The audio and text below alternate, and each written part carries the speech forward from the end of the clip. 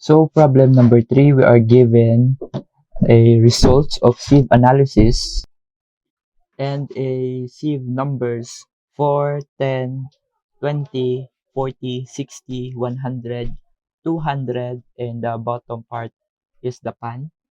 And the mass of the soil retained on each sieve per grams for 4, we have 0, for 10, 18.5, 20, we have 53.2, for 40, we have 90.5. For 60, we have 81.8. For 100, we have 92.2. And for 200, we have 58.5.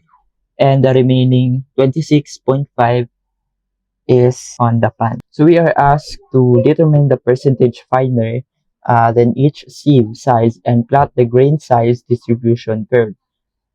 Also, to determine D10, D30, and D60 from the grain size distribution curve and calculate the uniform coefficient or CU and calculate the coefficient of graduation CC.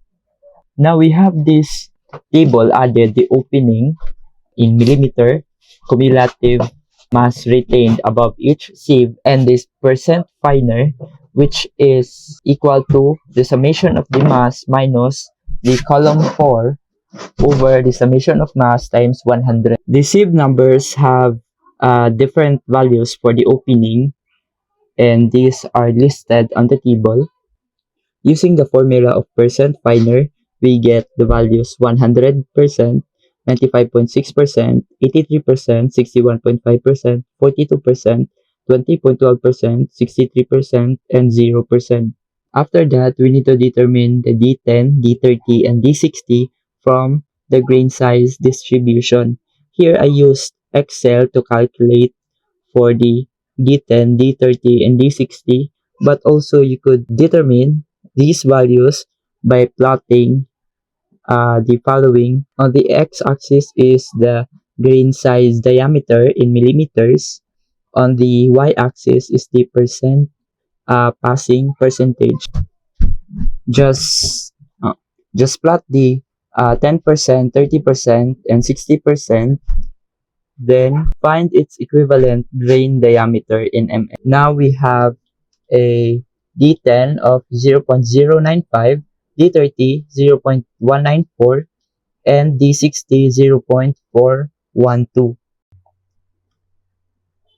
And since we have the value for D10, D30, and D60, we can now calculate the uniform coefficient and coefficient of graduation, CC. We have these two formulas, CU is equal to D60 over D10, and CC, which is equal to D30 squared over D10 times D60. We just need to substitute the value for D10, D30, and D60. For CU, 0.412 over 0.095 is equal to 4.337. And for CC, D30 squared over D10 times D60 is equal to 0.195 squared over 0.095 times 0.412, which is equal to 0.974.